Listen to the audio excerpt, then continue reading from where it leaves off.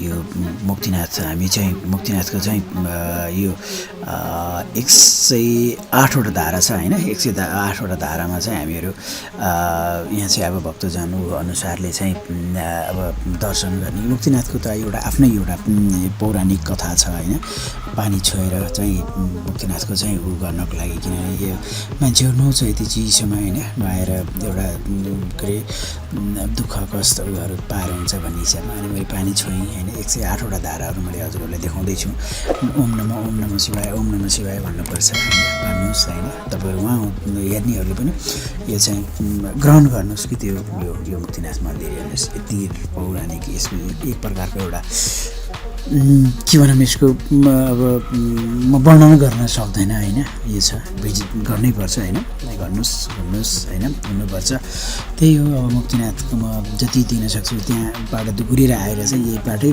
भएर चाहिँ उतापट्टि के अरे दुईवटा कुण्ड छ होइन त्यहाँ गएर फेरि टुबुल्की ल्याउनुपर्छ यो चाहिँ ग्रह दशा यो दुःख उहरू सबै पार हुन्छ सबैलाई अब यहाँ स्पेस बनाउँदैछ अगाडि होइन अब यति मजाले चाहिँ यसमा आएर नुहाएर अनि अब सबैजना अहिले त कोही पनि हुनुहुन्न नुहाउनेहरू होइन अनि यसमा नुहाइसकेपछि अनि दोस्रो साइडमा जाने अनि त्यसमा चाहिँ नुहाउने गर्नेहरू छ होइन अनि त्यो हिसाबले चाहिँ यो अब यसको चाहिँ अब के भनौँ यो मूल द्वार भयो यो मूल द्वारभित्रतिर मूल प्रवेश यहाँबाट अनि यहाँ अब नुहाउनेहरू भइरहेको छ होइन अब म एकछिन अब यहाँ चाहिँ अब सबै गर्नको लागि चाहिँ अब कति गरिन्छ होइन ल हेर्नुहोस् यो हो कि दर्शन होइन अनि कति मजा छ यति आनन्द छ हेर्नुहोस् त्यो पहाडमाथि टुप्पाबाट चाहिँ साइडबाट पानीहरू आउँछ होइन नेपालको झन्डा छ होइन अनि बादल पनि यतै हुनुहुन्छ हेर्नुहोस् यहाँ त एक प्रकारको यति आनन्द आउने महसुस अब के भनौँ यसको होइन यो आनन्द छ राम्रो छ अब होइन अब यही हो अब यसो फोटोहरू होइन अब सायद गरिरहेको छन् अब मान्छेको भिड यो यहाँ चाहिँ भिड सकेला भन्ने चाहिँ छैन यति आनन्द महसुस हुन्छ होइन अब म कसरी वर्णन गरौँ होइन अब तपाईँहरूलाई यो मुक्तिनाथको गरेर मैले नेपालको झन्डा निकालेर चाहिँ अब नेपालको झन्डा फहराउने सोच गरिरहेको छु किनभने चाहिँ म जहाँ जान्छु यो झन्डा बोकेर जान्छु होइन अनि यो झन्डामा मेरो आत्मीयता छ होइन सबैको छ होइन अनि त्यसमा अब यो मुक्तिनाथ मन्दिरको उसमा चाहिँ मेरो देश राम्रो बनोस् र शान्ति छाओस् सबैको मनमा राम्रो होस् होइन त्यही हो मेरो कामना सबैजनालाई अनि यो सबैले माया गरिदिनुहोस् होइन यसलाई यसरी पठाउनुपर्छ राम्ररी पठाएर राख्नुपर्छ होइन त्यही हो अनि प्लिज हेर्नुहोस् मुक्तिनाथ भगवान् कति महिमा छ अब प्लिज यसलाई चाहिँ सब्सक्राइब लाइक गरिदिनुहोस् पिसफुल राइडरलाई अनि मुक्तिनाथ मन्दिरको जस्तो एउटा पवित्र उसले मैले बनाइरहेको छु होइन एउटा मुक्तिनाथ मन्दिरको प्राङ्गणबाट हजुरहरूले पनि यो पिसफुल राइडरलाई धेरैभन्दा धेरै लाइक सब्सक्राइब पनि गरिदिनुहोस् होइन मैले भन्ने त्यही हो यो पानीको जस्तै शुद्ध योमा दाइ नुहाउँदै हुनुहुन्छ होइन त्यस्तै तरिकाले चाहिँ तपाईँहरूले पनि शुद्ध राम्रो तरिकाले बेल आइकन टुङ्ग बजाइदिनुहोस् होइन लगायो सब्सक्राइब गरिदिनुहोस् अनि अब मैले यहाँ चाहिँ यस्तो चिसो कति सफा छ होइन यतिजना मान्छे नुहाउँदा पनि एउटा दुःखहरू भनौँ नाश हुन्छ यहाँबाट गऱ्यो भनेपछि यहाँ नुहायो भनौँ यहाँबाट पवित्र हुन्छ मैले तपाईँहरूलाई धेरैभन्दा धेरै उयोहरू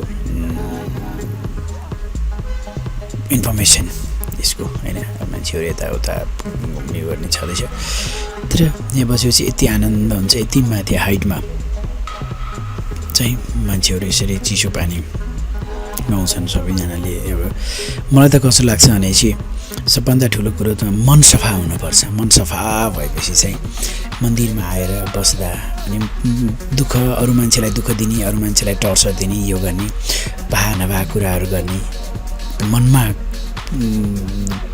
हुन्छ नि मनमा अरूको प्रति पाप हुने मान्छेको चाहिँ त्यति हुँदैन जस्तो लाग्छ मलाई सफा हुनुपर्छ सफा भएर चाहिँ मन्दिरमा आउनुहोस् त्यो सफा चित्त मनले चाहिँ मन्दिरमा आएर एउटा आँखा चिम्लेर मैले कसैलाई गरेको छैन, कसैलाई दुःख दिएको छैन, कसैलाई भनौँ मैले रोएको छैन भन्ने एउटा वर्णन गर्नुहोस्।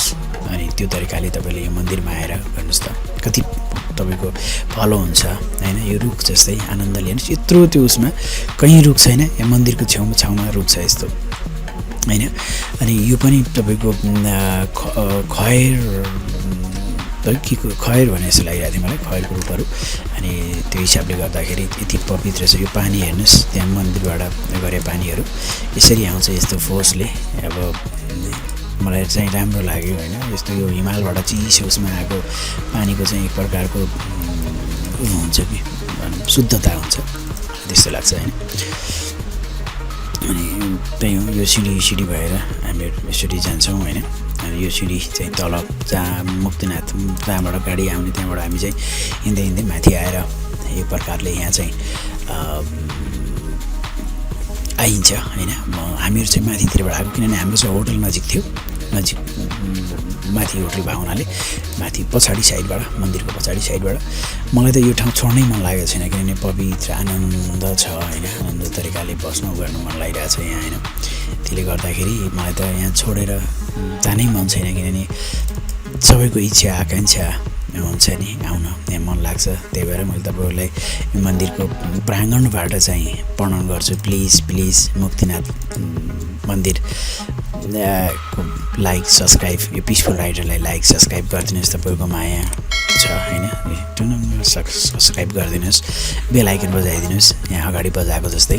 अनि त्यही हो, मुक्तिनाथ मन्दिरमा तपाईँले एउटा आफूले केही माग्नुहोस् होइन, केही न केही पुरा हुन्छ कि सोध्छ मनले, पवित्र मनले चाहिँ तपाईँहरूले माग्नुहोस् मन्दिरमा होइन। के थाहा भगवान्ले हजुरहरूलाई यहाँ मुक्तिनाथ मन्दिर उसमा चाहिँ प्राङ्गणबाट तपाईँहरूको केही भलो राम्रो होस्, त्यही हो होइन। अनि त्यही हो, राम्रो छ मान्छेहरूको भिड। मैले धेरैभन्दा धेरै उयोहरू खिच्न खोजिरहेको छु होइन। यहाँ अब नयाँ कन्स्ट्रक्सन बनिरहेछ फेरि मन्दिर यो गरेर भित्र। यो घन्टीहरू हेर्नुहोस्, यहाँ यो भित्रको यहाँ बत्तीहरू छ होइन, कति बाल्दै हुनुहुन्छ बत्तीहरू। अनि यो मन्दिरलाई दायाँ पारेर हामी घुम्यौँ। अनि घुमेपछि कति आनन्द महसुस हुन्छ। प्लिज मन्दिरमा यो हेरेर हजुरले नम ओम नम भन्नुहोस् होइन, राम्रो हुन्छ। अब हामी चाहिँ यहाँ बुद्धको ठुलो स्ट्याचु छ। प्लिज ओम माने पेमे ओम बुद्धम शरणम गच्छामि होइन, धेरै मन्त्रहरू हुन्छ होइन। त्यस्तो मन्त्रहरू पनि गरिदिनुहोस्। हेर्नुहोस् यति माथि उसमा कति राम्रो हिमाल पनि कति राम्रो देखिरहेछ, किनभने यो हिमाललाई पनि मैले क्याप्चर गर्नै पर्छ जस्तो लाग्यो।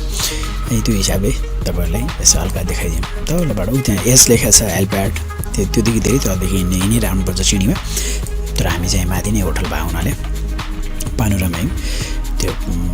अनि ल हेर्नुहोस् बुद्ध हेर्नुहोस् कति शान्त, कति उसमा बस्नुभएको छ होइन।